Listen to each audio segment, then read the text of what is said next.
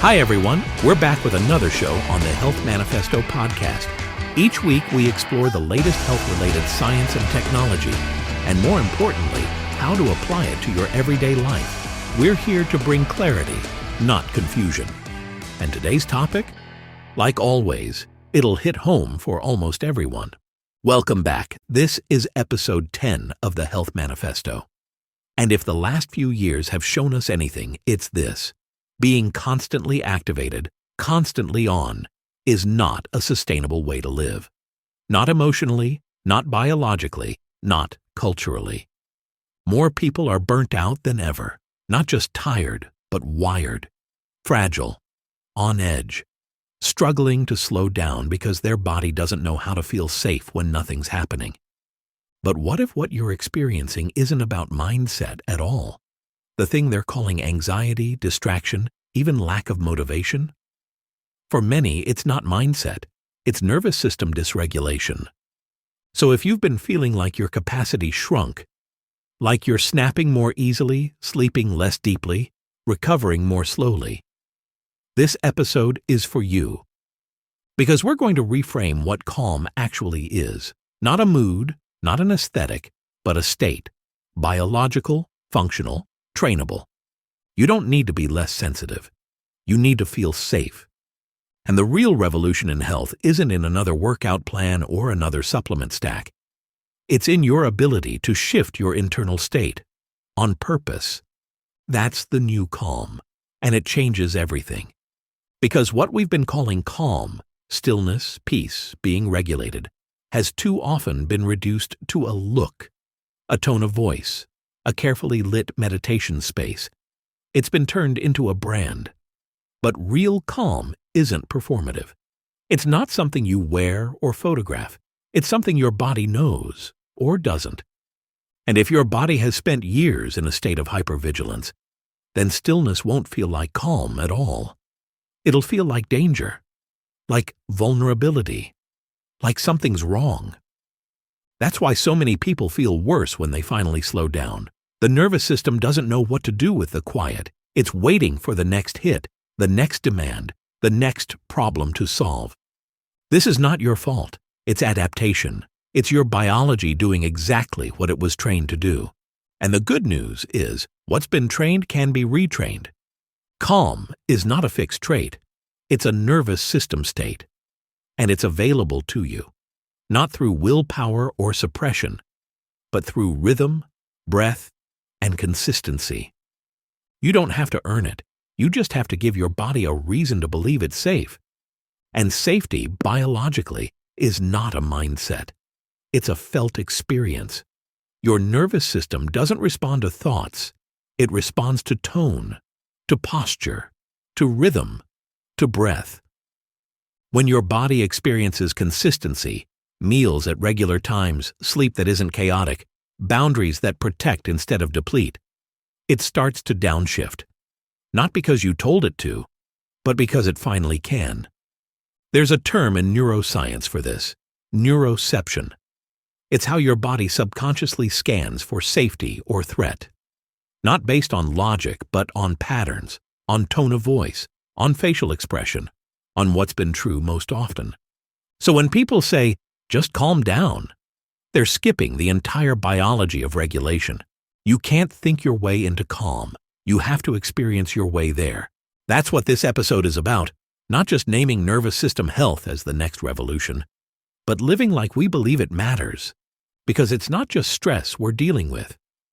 It's what happens when stress becomes the norm and calm becomes a stranger. Let's start changing that. Because if calm is a biological state, then building it isn't about doing less. It's about doing differently. It's about learning how to be with your body, not override it. You might begin with how you wake up. Do you reach for your phone? Or do you take a breath? The first few moments of your day are not just psychological. They're physiological cues that shape your baseline. You might notice how often you hold your breath during the day. Most people don't realize they're bracing, that their shoulders live near their ears, that their jaw rarely unclenches. These small patterns are signs of an activated state. Not wrong, but worth noticing.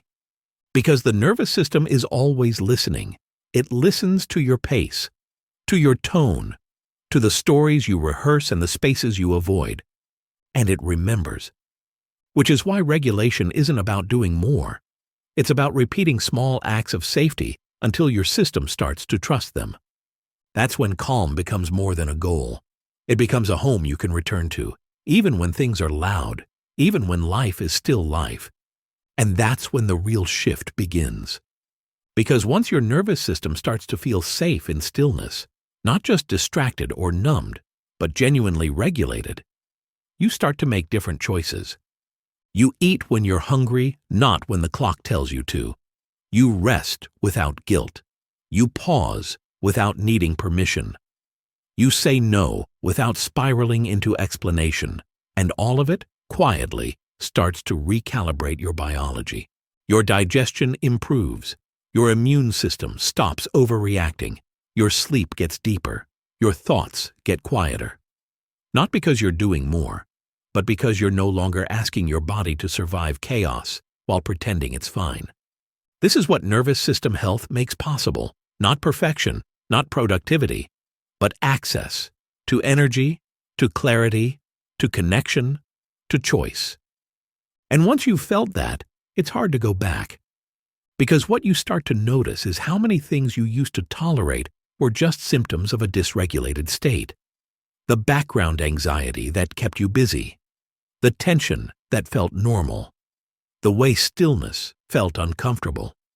You begin to see that so much of your life was shaped by a nervous system trying to survive, not thrive. And when your system learns it's safe, something quiet happens. You stop rushing toward the next thing. You start savoring the moment you're in. You stop bracing for impact. You start receiving your life. You notice small things more clearly.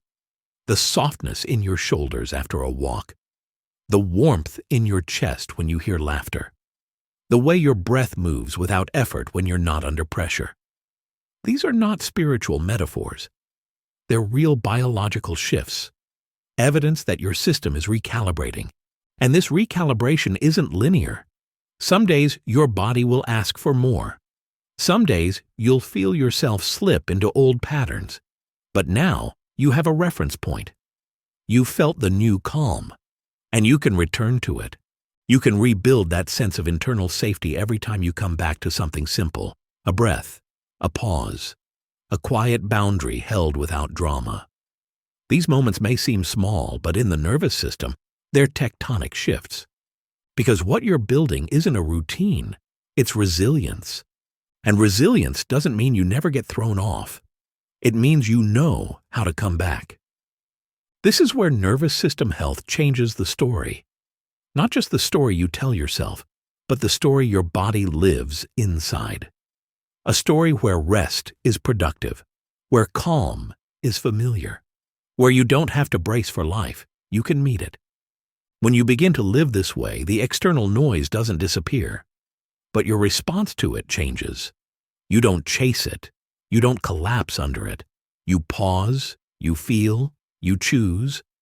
And each time you do, you strengthen the signal that you are safe, that you are capable, that you belong in a body that isn't always defending, but finally living. So maybe the new calm isn't something you find. It's something you return to. Not in silence, but in awareness. Not through control, but through relationship. It lives in your rituals, your pacing, the tone you use with yourself when no one else is listening. It builds with each boundary you hold. Each time you eat slowly. Each night you choose sleep over scrolling. It builds in the breath you remember to take when you're 2 seconds from reacting. It builds in the choice to pause. Not because you've given up, but because you've learned to wait for what aligns. You're not training your body to obey, you're teaching it to trust. And that trust becomes your calm, not the kind that looks good, the kind that holds. We'll see you in the next one. Thanks for tuning in to the Health Manifesto. This show is about one thing, helping you understand the systems around you so you can take smarter, simpler steps toward your own well-being. We'll see you next time.